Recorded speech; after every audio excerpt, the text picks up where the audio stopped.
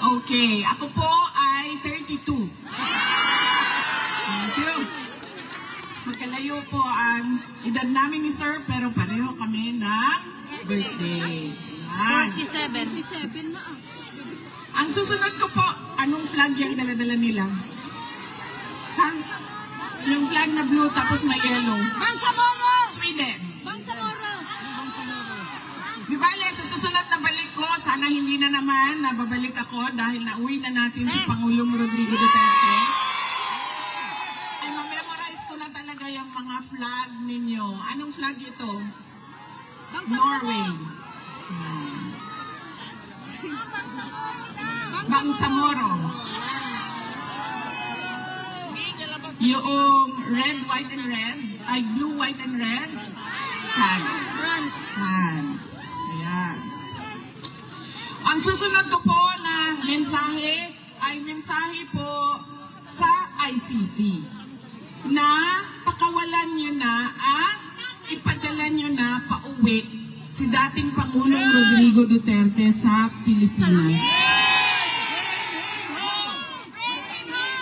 Dahil gaano man nasabihin nila na wala na kami kung paano siya kinuha, dinukot, kinidnap doon sa Pilipinas, ang importante ay nandito siya sa amin at tutuloy yung paglilitis, ay dapat hindi ganon. Dahil, di ba, sila yung nagsasabi, lahat may human rights.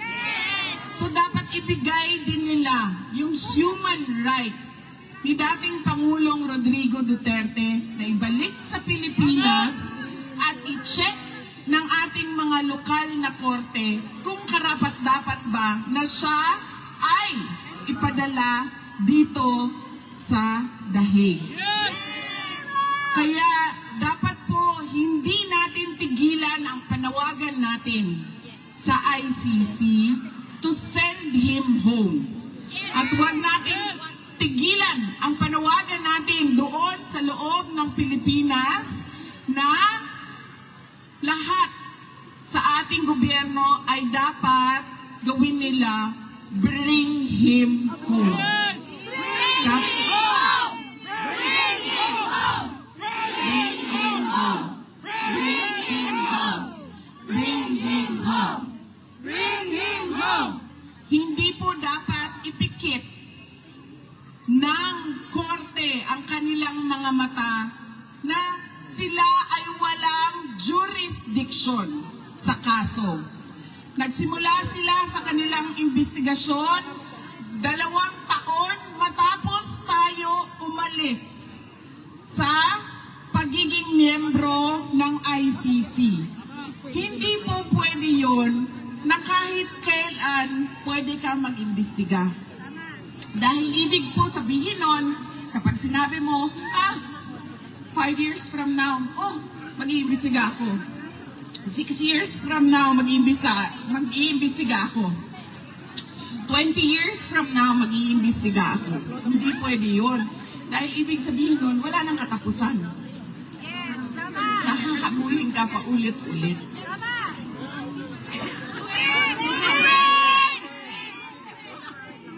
Ay, wala po si Kateki. Coco Martin! Hindi po naka-duty si Kateki. Ano nga bang pangalan mo, sir? Coco Martin daw! Coco Martin!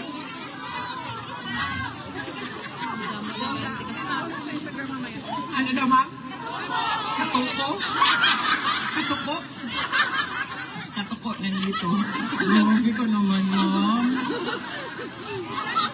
Kakulay lang ng katuko, mama, pero mas guwapo siya kaysa sa mga tuko. Ano ang sabi ng katuko? May kabalo! Samang tuko?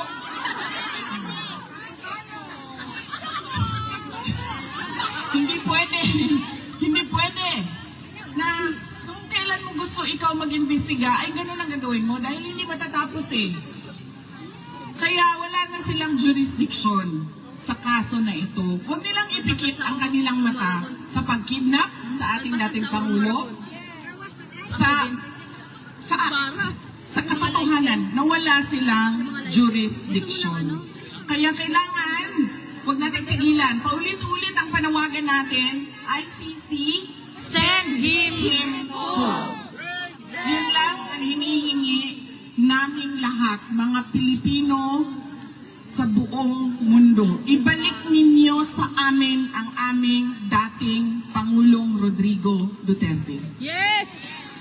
Ang susunod ko po na mensahe ay mensahe ng pagpapasalamat sa inyong lahat sa pag-celebrate ninyo. Unang-una noong birthday ni dating Pangulong Rodrigo Duterte noong March 28. At ngayon ang pag-celebrate ninyo sa aking birthday naman, May 31. Binisita ko po kahapon si dating Pangulong Duterte. At sabi ko po sa kanya, ay, unang-una, hindi siya, nahihirapan siya maggupit. Ito pa ha, hindi marunong magluto, hindi marunong magwalis, ay, hindi marunong maglaba, hindi marunong maggupit ng kuko. Agoy! Kasi buong buhay niya pala ay manicurista yung naggugupit ng kuko niya. So kahapon, sinabi sa akin ng gwardya, o ayan, may 2 nail cutter, gupitan mo yung tatay mo ng kuko. Eh hindi din ako marunong maggupit ng kuko ng ibang tao. Kaya ko yung kuko ko, pero pag kuko ng ibang tao ay hindi ko magawa. So nahirapan ako na gupitin ang kanyang kuko. At 2 yung nail cutter. So 2 kami ng nanay ko. Yung isang kamay niya nasa akin, yung isang kamay niya nasa nanay ko. Pag ganun siya doon, gugupit kami ng kuko niya.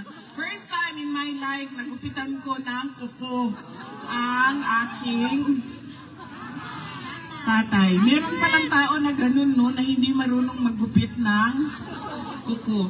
Alam ko din, ayaw ng aking mga anak na maggupit ako ng kuko nila kasi nasasaktan daw sila.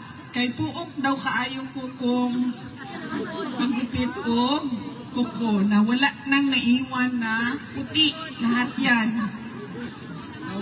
Kasi ayaw ko, hanggang nandyan na yung laman. Kasi ayaw ko yung merong lampas sa, lampas sa laman. Gusto ko nung talaga. Nasa dulong-dulo na talaga. Kaya yung mga anak ko, ayaw din nila magpagupit ng kuko sa akin. Kaya hindi rin ako marunong maggupit nung tama-tama lang na gusto. Depende, iba-ibang gusto ng tao sa kuko nila. So, yun. Ginupitan namin siya ng kuko. Tapos habang naggugupit ako ng kuko sa kanya, nakatingin siya sa akin. Tingin-tingin siya sa akin. Tapos sabi niya, alam mo, habang tumatanda ka, nagiging kamukha na talaga kita. Sabi niya sa akin. Tapos paulit-ulit niya sinasabi, alam mo, kamukha na talaga kita. Tapos sabi ko sa kanya, Papa, kamukha mo ako. So, sinong mas maganda sa amin ni mama ko? Ako o siya? Ay, sabi niya, mas maganda ka sa nanay mo. Pero sa totoo lang, alam nyo, Ganun ba yun? lagi yan, di ba? Na sabi nila, improvement of the race daw yan. Maganda ang nanay, mas maganda ang anak. Pero sa amin, hindi ganyan ang nangyari. Alam nyo po, mas maganda ang nanay ko kesa sa akin. Nasaan na yung... Yan. Babay-babay ka, ma'am. Yan. Kung ako ay 31 years old lang, ang nanay ko po ay 47 years old lang po. Yan. Teenage pregnancy po ang nangyari. Biro lang ha, baka meron na naman dyan mga ayaw umintindi at hindi pinipilit na mali ang nasabi. Yan po ang nanay ko, kahapon, binisita namin si Pangulong Rodrigo Duterte. Masaya siya, nagtanong naman siya, in-update ko naman na siya. Ano nang mangyayari sa oath-taking ng mga nanalo sa Davao City, ano na ang oath-taking ng mga senators, at anong mangyayari sa July, sa August, sa September, sa mga kailangan namin gawin na trabaho sa Office of the Vice President at sa Davao City. Yan po ang mga updates. Pinaabot ko din sa kanya. Sabi ko, kung makapunta ka bukas, ay meron kaming rally para sa iyo. At invited ka. Marami sa ating mga kababayan sa iba't ibang lugar ng mundo darating bukas para magdasal, para magpasalamat, at para ipanawagan sa ICC na ibalik ninyo ang aming pinakamamahal na Tatay Digong. Alam niyo po, kayong lahat ay nandito sa the Netherlands, sa iba't ibang bansa sa Europa o sa ibang continent. Dahil, bakit? Naghanap kayo ng oportunidad para sa sarili ninyo at para sa pamilya ninyo. Hindi po ba nakakalungkot yon para sa isang bayan na ang mga tao ay umaalis? Dahil unang-una walang trabaho. At kung meron mang trabaho na makita, ay kakapiranggot yung sweldo. Walang pabahay na kaya ng mga tao. Walang healthcare. Napakaganda ng healthcare ninyo dito sa Europa. Doon sa atin, alam nyo ba, di ba? Ang pamilya napupuno sa utang kapag nagkakasakit yung nanay, yung tatay, yung kapatid, yung anak. Nakakalungkot na ganun yung bayan natin. Di ba po ba dapat ang pangarap natin, ang vision natin, ang plano natin ay papunta doon sa kung ano yung nakikita at pinunta natin dito sa Europa. Pero hindi nangyayari iyon. Dahil unang-una sa ating politika. Lahat na lang puro politika, lahat na lang puro dole out, lahat na lang survival ng isang politiko. At ang kanyang pamamaraan para siya ay ma-re-elect na naman, mabalik na naman sa pwesto, ma-re-elect na naman. Pero kung makita mo, ay napakabagal ng pag-usad ng bayan o kung meron mang nakikita na pagbabago sa ating bayan. Kaya napakahalaga, mga kababayan, na tinutulak natin ang ating mga leaders na ibigay ang karapat-dapat na serbisyo sa taong bayan at sa bayan. Hindi mahirap hanapin, hindi mahirap tingnan, hindi mahirap tanungin kung ano ba yung karapat-dapat. Dahil nakikita natin yan sa ibang bansa. Nakikita natin sa Europe, nakikita natin sa Japan, nakikita natin sa Australia, sa Taiwan, sa Qatar, galing akong Qatar. Nakikita natin. Pero bakit hindi natin nakikita sa ating bayan?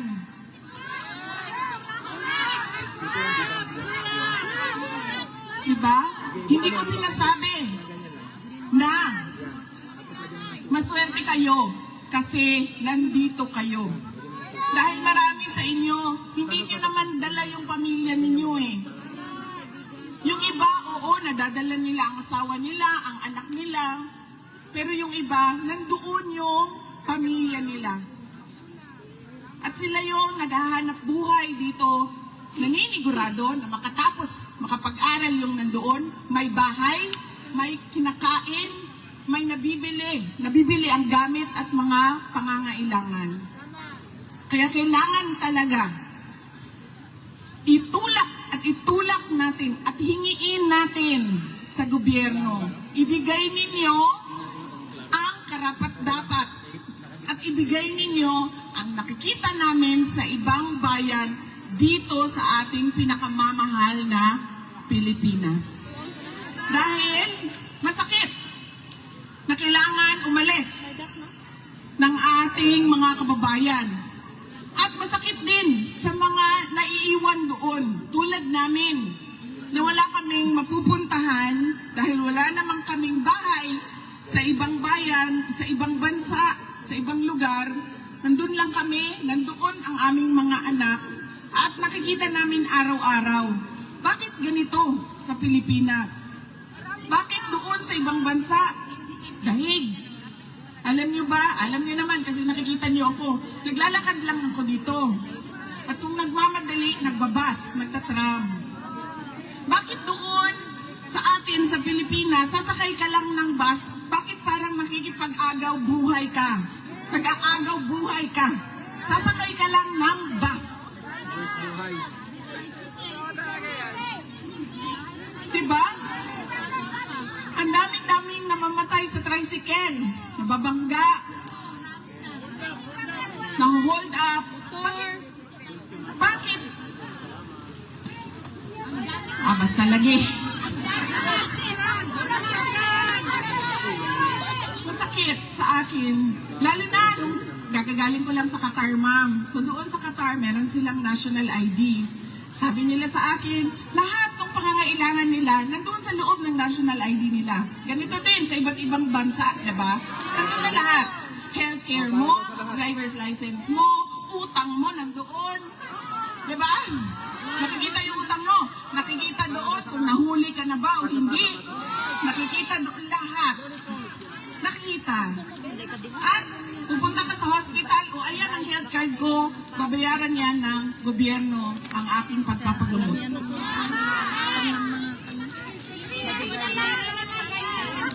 Dito doon sa atin sa Pilipinas, may nagkasakit. Takbo, dito, congressman pahingi. Takbo dito, mayor pahingi. Takbo dito, konsehala pahingi.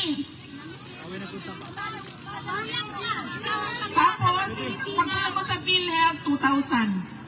Ibigay sa iyo. Wala nang pera PhilHealth. Gusto natin ng mas maganda na kinabukasan para sa ating bayan. Hindi tayo titigil, ICC, balik nyo sa amin, si Duterte. Hindi tayo titigil na paghingi sa ating gobyerno na ibigay ninyo ang karapat-dapat na nakikita namin para sa aming bayan. Dahil nakikita namin sa ibang bayan yon, ibig sabihin, pwedeng mangyari yan. Dahil nakikita namin sa iba.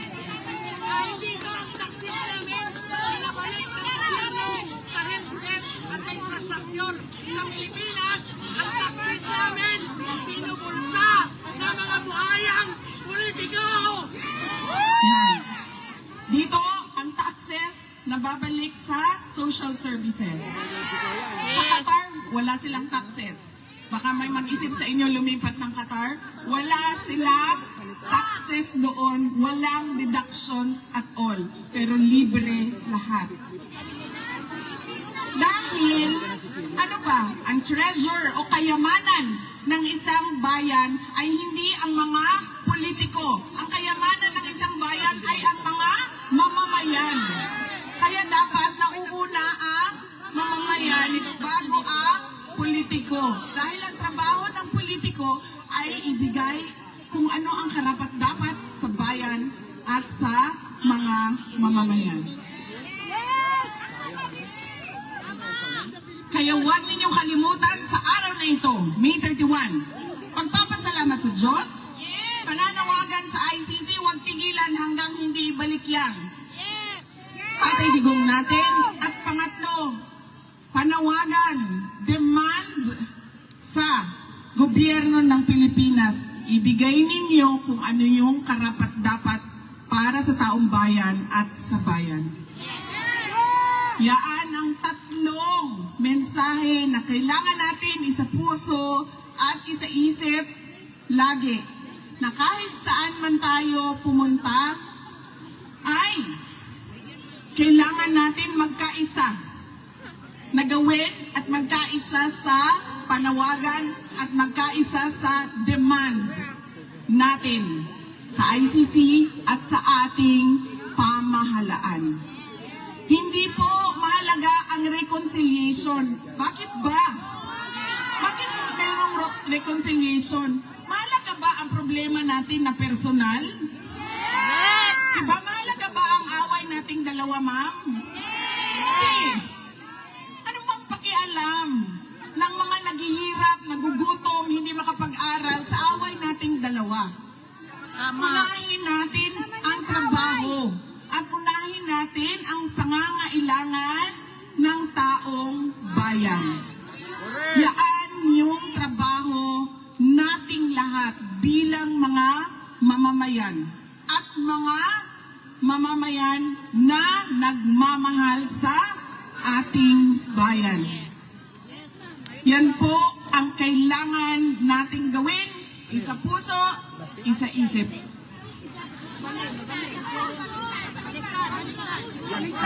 Yes, ma'am. Ilagay natin yan lagi sa isip, ilagay natin yan lagi sa ating, ipasok natin yan sa ating puso. Kaya kahit saan man tayo pumunta, alam natin kung anong sasabihin natin sa lahat ng lahi. Hoy, ICC, unang-una, ibalik nyo yan. Pangalawa, oy, kami pala yun, nasa gobyerno ng Pilipinas. Oy, Inday Sara, magtrabaho. Huwag na yan unahin yung pakikipag-away. Personal na mga problema ng mga politiko. Yan po ang kailangan nating gawin at yan ang ating panawagan. Alam niyo po, madami ang nag-celebrate ng May 31 dahil birthday ni Sir. Ay, go on, Sir. Marami ang naghanda. Nagpapasalamat ako kay Senator Amy dahil merong 3 lechon sa likod para daw sa inyong lahat. At merong 300 na cupcakes galing kay Senator Amy para daw sa inyong lahat. Sa Pilipinas at sa iba't ibang lugar sa mundo, madami ang nagpa-party at nagpa-Thanksgiving. Marami ang nagpa-feeding at nagpakain sa mga gutom. Marami ang namigay at nag-share ng blessings nila sa iba't ibang mga kababayan natin doon sa iba't ibang lugar sa Pilipinas. At marami ang nagbigay ng kanilang mga birthday wish. Alam niyo po, ang wish ko ngayon na birthday ko ay ngayong 28 years old na ako. Ang wish ko, ano ba naman ba sa sir, no? Kanina 32, may naging 31. Ngayon naging 28 na. Pagkatapos ko dito, ay 15 na lang talaga yan, sir. 15 years old. Ngayong araw na 28 years old ako, unang-una, sana ay bigyan kayo lahat. Lahat ng Pilipino sa buong mundo ay bigyan ng Diyos ng magandang kalusugan, good health. At pangalawang birthday wish ko ay sana lahat ng birthday wishes ninyo para sa akin ay ibigay din sa inyo ng Diyos. Papasalamat po ako sa kasiyahan ninyo sa araw na ito dahil meron tayong sineselebrate pero nalulungkot din tayo dahil hindi natin kasama si dating Pangulong Rodrigo Duterte. Sana ay sa susunod na May 31 ay makita ninyong naglalakad na siya, nakalaya at maka-attend ng mga birthday at celebration at makabalik na siya sa Davao City bilang mayor ng syudad ng Davao. Yes, ma'am. Sabi nga nung mga Qatar, ma'am, sana naman bago pa sa pag-uwi daw ni Pangulong Duterte ay dumaan siya ng Qatar. So sana din na pag siya ay nakalaya ay pwede siyang mag-program muna dito. Sa The Hague bago siya bumiyahe pauwi sa Pilipinas. Mga kababayan, ang lahat ng ginagawa natin ay para sa Diyos, sa bayan at sa bawat pamilyang Pilipino. Shukran.